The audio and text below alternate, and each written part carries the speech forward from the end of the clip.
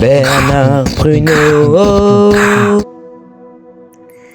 Salam les Rays, c'est Bernard Pruneau. On est parti pour faire un vol à Buneau-Bonnevo. Petit aérodrome à côté de Paris. Donc c'est un aérodrome où je pratique vraiment le planeur. Mais bon, là on va faire ça sur le simu. Voilà, Buneau-Bonnevo, j'ai pris du temps à le chercher. Alors il faut savoir que pour le planeur, il faut des météos qui soient convenables. Donc s'il y a des dégueulantes et qu'il y a des orages et tout, impossible de faire du planeur, alors qu'en A320 c'est tout à fait possible. Donc pour ça, il y a un logiciel qui s'appelle SimSoaring, un logiciel Masala, je tiens à préciser, qui nous permet de choisir notre météo. Donc je décoche le météo en temps réel, et alors là je vais aller dans Aïe, voilà, ça nous a mis des beaux nuages. Je vais juste rajouter un peu de densité. Couverture dégagée, je vais rajouter un peu. On va se faire ça en juin. Allez, on va se le mettre le jour de la fête de la musique. Soyons fous. 21 juin. Hop, on va monter. Alors, qu'est-ce que je voulais mettre? Ça, c'est bon. Ça m'a l'air correct. Bon, après, on n'est pas là pour faire du planeur en ascendante. Là, on va surtout faire de la voltige. J'ai un ASK, c'est un type de planeur qui fait de la voltige. Vous allez voir, c'est badass. Là, on est bon. Alors, je reviens juste dessus. Voilà, température niveau moyen de la mer, on le monte au max pour avoir un maximum de chaleur, pour avoir un maximum d'ascendante, même si ça va pas nous servir. Et notre but, c'est vraiment de faire les malades mentaux au-dessus de Buneau-Bonnevo. Donc, première étape. On touche à rien avec cet appareil. On se laisse faire tracter par le remorqueur. Donc ça, c'est un remorqueur, celui qui nous tire. On peut aussi faire des décollages au treuil, mais le remorquage, ça nous envoie plus haut. Remorquage, c'est 1100 mètres, alors que treuil, c'est plutôt aux alentours des 450-500 mètres. Donc je prends ça pour faire de la voltige, parce que sinon, à part faire 3 loopings et peut-être un mort, on va pas faire grand-chose, quoi. Donc, planeur, évidemment, comme son nom l'indique, ça plane, c'est pas un caillou. Contrairement aux F15 qui eux sont des fers à repasser. Le planeur, ça n'a pas de moteur, et pourtant, ça peut voler 8 heures. Et là, vous voyez que je viens de faire un alexandrin avec 3 rimes embrassées. C'est complètement hors sujet, mais j'en suis très fier. Ok. Donc, je suis le remorqueur. D'ailleurs, le remorqueur à bord du remorqueur, on a Cédric Grolet Et moi. qui nous remorque. Le célèbre pâtissier, c'est bien lui qui est à bord du remorqueur. La dernière fois, on avait Michael Jackson, mais là, il est en arrêt maladie. Alors, on va expliquer un peu ce qu'il y a à bord d'un planeur. Ici, c'est la vitesse qu'on retrouve en km/h. Il y en a qui sont en pied, mais ici, c'est en km/h. J'ai deux planeurs différents. Je ferai une vidéo tuto pour un planeur pour les ascendantes, et celle-ci, c'est planeur pour faire la voltige. Ici, on a notre altimètre. Donc, là, l'aiguille est sur le 6. Ça veut dire qu'on est à 600 mètres. Ça peut être en pied aussi. Tout à l'heure, j'ai dit que c'était en pied. J'ai confondu. Je voulais dire en nœud. Là, c'est en km/h, du coup. Km/h, mètre. Alors que dans d'autres, c'est nœud et pied, ici. Alors, savez-vous pourquoi on mesure en pied et pas en orteil? Ça, c'est une bonne question. Mais il faudra le demander au président de la FFA, Fédération Française Aéronautique. Hein. Ça, c'est pas mon problème.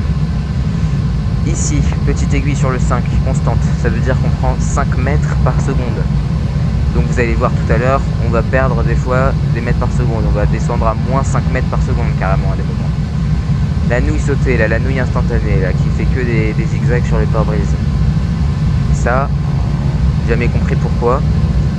C'est pour normalement c'est pour visualiser l'écoulement d'air qu'on a sur le planeur. Donc, je vous montrerai quand on décroche la petite nouille là, elle fait plus, il n'y a plus d'écoulement d'air, donc elle s'arrête, elle se fige et elle tombe.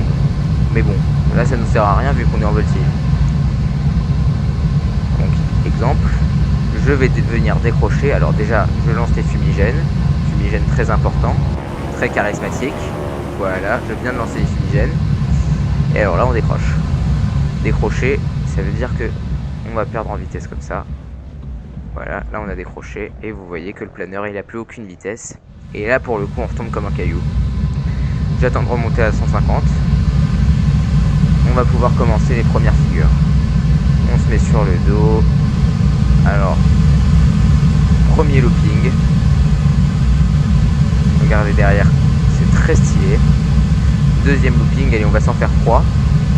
Je vais essayer d'aborder toutes les figures en voltige qu'on peut faire en planeur. Donc les loopings, le décrochage c'est bon. On va faire sur le dos maintenant, vol sur le dos. Donc là on est littéralement sur le dos. Ça change tous nos repères. Mais c'est ça qui est amusant. On va revenir à l'endroit. Là ce qu'on va faire c'est qu'on va faire un décrochage cette fois-ci. Et qu'on va essayer d'envoyer vers la droite, sur un côté d'elle. Voilà, comme ça. Là, on a fait un décrochage de travers. On remonte à 150 km/h. On se remet droit. Et alors là, vous voyez que quand on fait du planeur en voltige, c'est plus du tout la finesse qu'on connaît avec le planeur en ascendant. Là, c'est vraiment, on y va comme des bourrins, on fracasse le manche et puis on fait les figures, quoi. Donc, on va se mettre sur la tranche. Et on va monter. Là, vous voyez, on est à 4G. Ça, c'est l'indicateur de G. Là, on a pris 4G. Si jamais je fais un looping, on monte à quasiment 6G. Puis là, on a fait un semi-looping, semi-décrochage. Donc là, on a bu nos bonnes eaux. Notre aérodrome où on est parti tout à l'heure. Qu'est-ce que je pourrais faire comme figure? Alors je peux faire celle-ci, c'est un semi-looping, mais on se retourne avant. Regardez, je le fais à gauche, je le fais à droite. On peut aussi partir en vrille.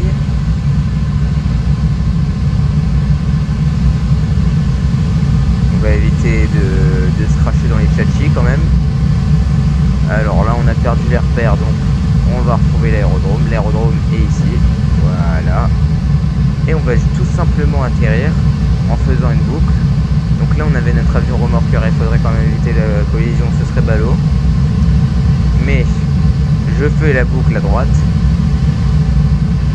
Ça s'appelle une main droite. Alors là c'est pas une vente arrière, c'est parce qu'une vente arrière ça voudrait dire qu'on serait arrivé plutôt parallèle à la piste, ce qui n'est pas le cas. Là on fait un gros virage de gros bourrin.